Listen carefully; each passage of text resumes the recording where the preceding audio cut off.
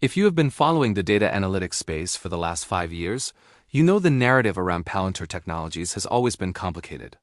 For a long time, Wall Street looked at this company and saw a black box. A secretive government contractor. A company with great technology but terrible stock-based compensation issues. A business that could never scale commercially because its software was too expensive and too complex.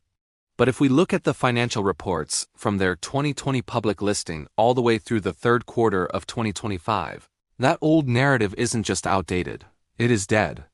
The Palantir of late 2025 is a fundamentally different beast.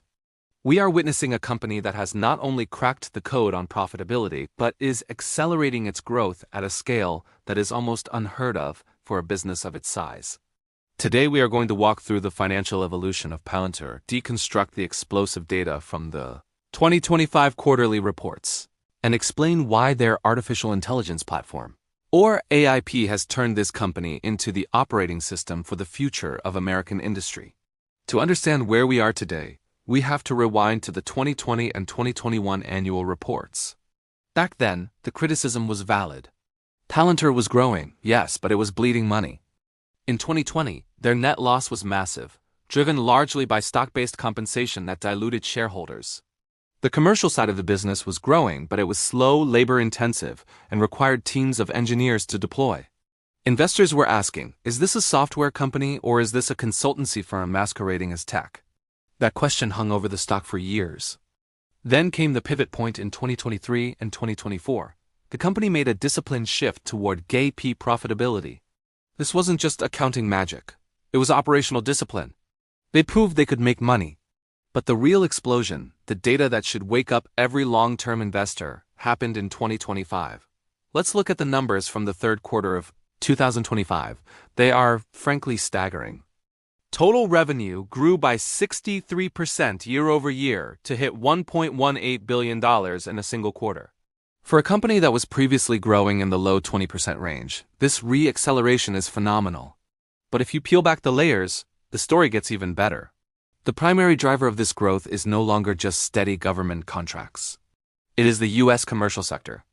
In Q3 2025, U.S. commercial revenue grew by 121% year over year. Let me repeat that, 121%. It more than doubled. Revenue from U.S. companies jumped from $179 million in Q3 2024 to $397 million in Q3 2025. This completely destroys the bear case that Palantir cannot sell to the private sector. They aren't just selling, they are dominating. Why? Because of AIP. The launch of the artificial intelligence platform changed the sales cycle.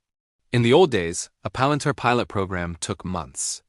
Now, with AIP Bootcamps, customers are going from zero to value in days. They are seeing immediate operational efficiency, which makes the software incredibly sticky.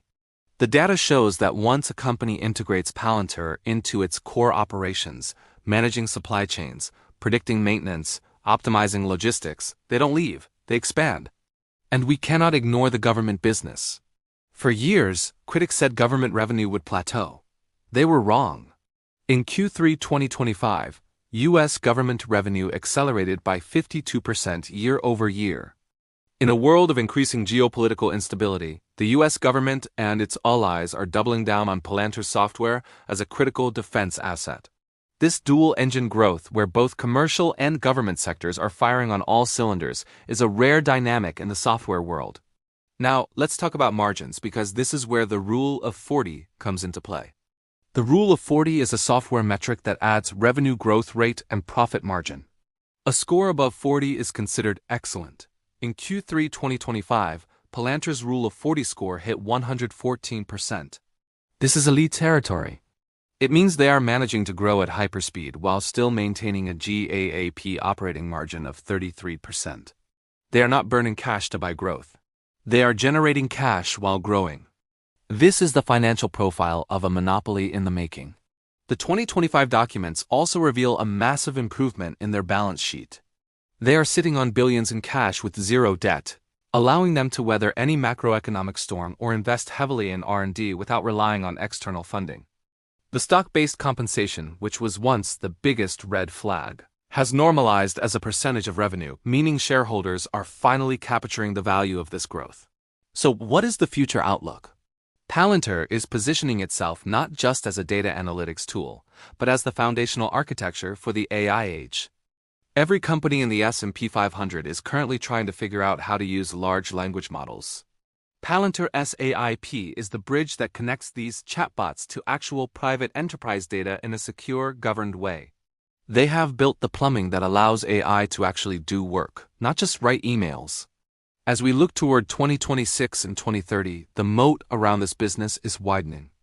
The complexity of their software, which used to be a weakness, is now their greatest strength. It is incredibly hard for a competitor to replicate the ontology, the digital twin of a business that Palantir builds.